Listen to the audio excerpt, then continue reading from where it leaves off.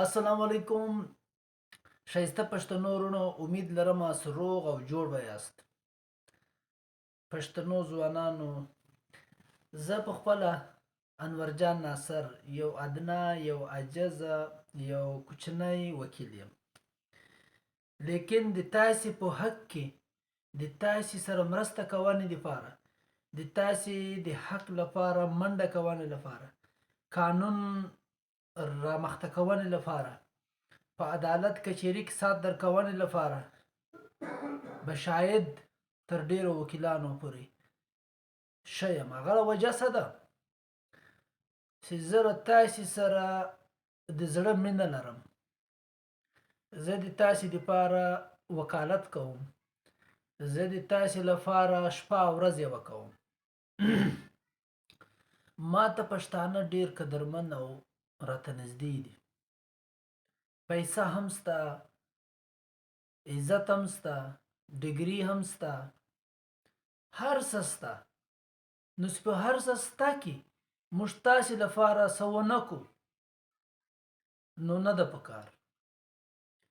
کوم څه چې له ما چې کېدل شپه او ورځ به نه وي معلومه چې نن اوس شپه ده یا ماښام ده یا سهار ده، دا شی به نه وي پشکې انشاءالله د رب په فضل سره.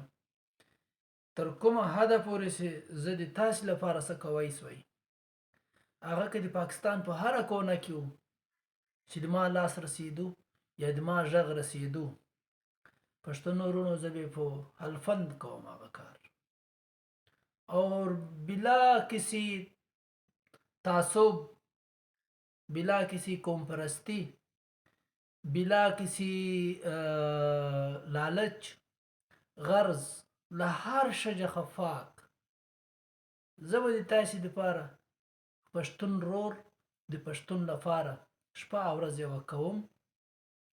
زه به د تاسې خدمت د قانون له لارې کوم. ډاکټر زه نه یم، انجینیر زه نه یم، وکیل یم. د وکالت په لارې کې زه د دوکۍ یو غریب بچی یم. دوکۍ اول په ما باندې حق لري، بیا له هغه بعده د پښتون نامي پښتون وي هغه په ما حق لري. زه به د هغو لپاره شپه او ورځ یوه کوم او زه به مرسته ورسره کوم. دا ما له پښتون سره او دا ما له خپل لوی ربه سره او دا ما له خپله پلاره سره دا وعده کړې ده چې زه به دا خدمت کوم.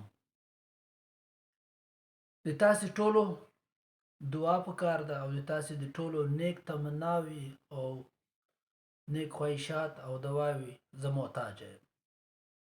یو جهان مننه د تاسې د ټولو یو عجزه انورجان په وکالت سره مې قبول کړي. مننه.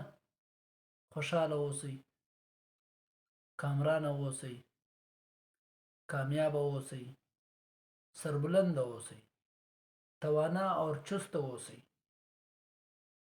الله حافظ. مننه.